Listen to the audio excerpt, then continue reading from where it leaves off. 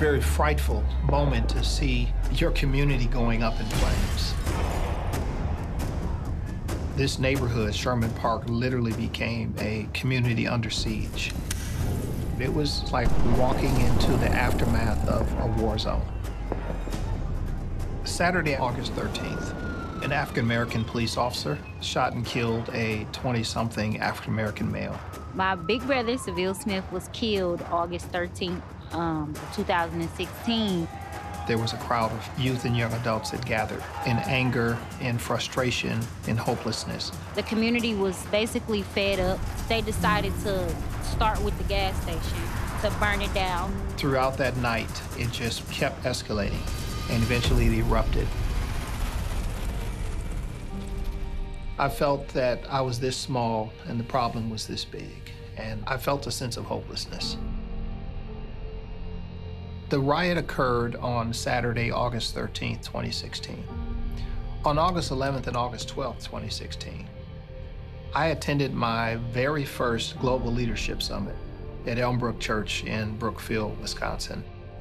I had my scholarship to go, and one of the greatest lessons I learned from the summit was that obedience could not wait. I could not wait for the right time. I could not wait for the heat to die down. I need to lead, follow, or get out of the way. That Sunday morning, I've got a few hours to mobilize our congregation so that we can be engaged in this situation.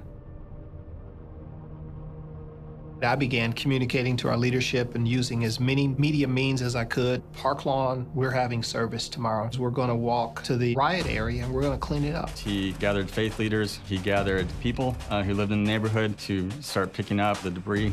He called for an end to the violence. And that's just an initial aftermath. Bishop made a decision there. He says, you know what, Sunday night, potentially further riots and so on, we're gonna go down and we are gonna march down and we're gonna say, you know, not on our watch. You know, is this gonna happen? I know that there was fear. If I come and help, am I gonna be safe? Am I gonna make it back home? And so they were looking to me to not show fear. And I think God literally did not take the fear away, but he gave us his grace and we did it scared. So we walked down there. There's a group of Black Panthers basically holding down the key kind of corner entryway and right across from the BP station that had been burned to the ground. We came as ministers and they lined up and hugged us. And I remember this you know, big burly guy is just in tears hugging me. And it wouldn't happen if Bishop Harvey hadn't done this. He walks the streets without a gun. He believes in his faith, and I think that that is great leadership to have in our community.